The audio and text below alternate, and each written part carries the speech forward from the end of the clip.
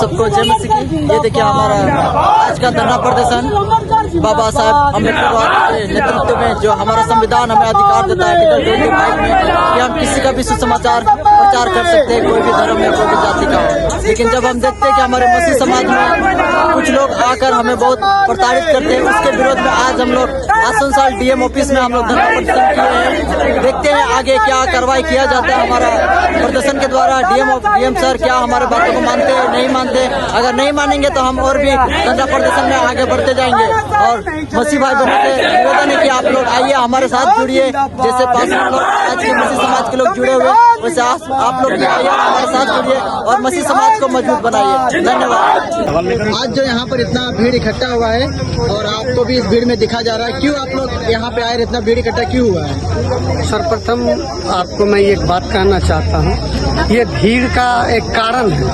उस कारण के निवारण का मुख्य उद्देश्य है कि मसीहियों के ऊपर अत्याचार और जो हमारा संविधान है, संविधान में लिखा गया है कि हम अपने संविधान के अनुसार किसी भी धर्म को मान सकते हैं। यहाँ धर्म और धार्मिकता की बात नहीं है, यहाँ एक सम्मान और गौरव की बात है। बीतों दिनों में हमारे मसीह भाइयों के ऊपर में बहुत सारे अत्याचार हुए। अभी फिलहाल आप जानते हैं कि पश्चिम बंगाल जो है वो शांतिपूर्ण इलाका है, लेकिन यहाँ पर कुछ असामाजिक तत्व आकर के धर्म के नाम पर पे बरगा करके उल्टा पुल्टा कुछ करके हमारे पादरियों को यानी धर्म गुरुओं को मारा गया, पीटा गया और कलेसिया को बंद में आता है ऐसा कि धर्म परिवर्तन करने के लिए कुछ पैसा दिया जाता है, क्या ये सत्य है? आपको सुनने में आता, पर आपको मतलब धरातल पर जाना होगा। जब आप जमीन स्तर पर जाइएगा तो आपको पता चलेगा कि धर्म परिवर्तन करने के लिए अगर रुपया मिलता तो ये मेरा बैग साबुन ये मेरा कपड़ा, मैं गेंजी नहीं पहना हूँ। अगर मेरे पास ऐसा पैसा होता ऐसा मत दिखाइए। जो सत्य बात है वो सत्य बातों को आपने रखी है। इस तरह की बात है कि वचन में बोलता है कि जो सत्य को जानेगा वो सत्य से स्वतंत्र करेगी। हम लोग इसी के लिए आए हैं कि जो अंधकार से आदमी लोग प्रकाश की ओर चले जाए। यही सत्य है कि हम अपने वास्तविक रूप को पहचान लें। मेरा आइडेंटिफाई क्या है, हम कहाँ से आए हैं, क्या है, कैसे है, तो इसके लिए आपको आना पड़ेगा। तो सत्य जिसके पास है वही ना सत्य बताएगा। जो मृत्यु से उठ चुका यानी मृत्युंजय। मृत्युंजय किसको बोलते हैं? जिसने मृत्यु पर जय पाई है। प्रभु यीशु मसीह ने मृत्यु पर जय पाई। आपने सुना होगा कि तीसरे दिन वो जी उठे मुर्दों में। तो ये सत्य है, इसलिए हम इसके पीछे में हैं। हम इस चीज को प्रकाशना में लाना चाहते हैं कि हे भाइयों, हे बहन, तुम सत्य को जानो, सत्य तुम्हें स्वतंत्र करे।